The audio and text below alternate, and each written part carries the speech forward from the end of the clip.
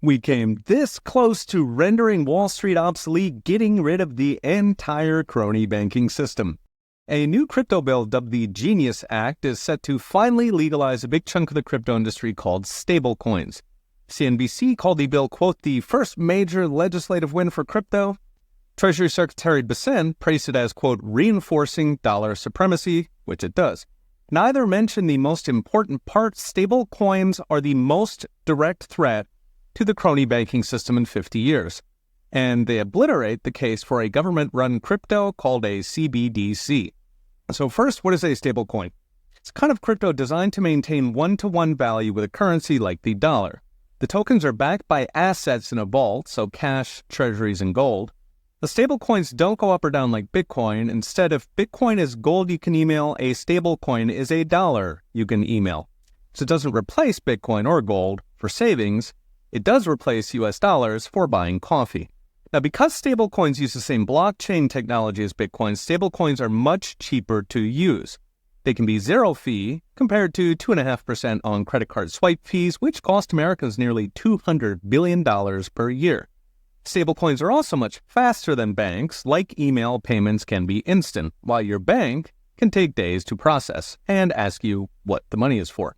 Now, fast and cheap matter because those were the features they were using to sell a CBDC, a government-run stablecoin that would snoop on your spending and potentially control or seize your money.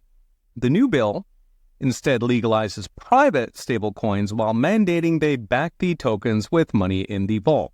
This allows companies like Amazon or Walmart to effectively issue their own fully backed digital versions of dollars. Now, compare this to banks, who are in the business of issuing digital versions of dollars, bank deposits, that are backed by nothing but Federal Reserve bailouts. This is cool because if Walmart can't fractional reserve your money, it could cripple the 3/4 of inflation that comes from banks printing money they don't have in the vault. Now, the bill could have been a lot better. It imposes the same so-called money laundering rules on stablecoins as banks, and it specifically bans paying interest on stablecoins, as in passing on the returns of vault money. That's because interest on stablecoins would have completely wiped out the crony banks. You'd have fully backed dollars paying interest. Still, on net, the bill is surprisingly anti-bank, legalizing the most important competing technology to banks in my lifetime. This is probably because the crypto lobby dumped a lot of money into this. In the last election, crypto donated over $100 million. Some estimates are up to $250 million, led by Coinbase and Ripple.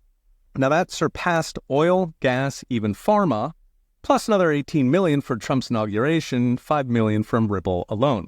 Now, that doesn't come close to the billions the financial system donates, but it was enough for a camel's nose under the tent.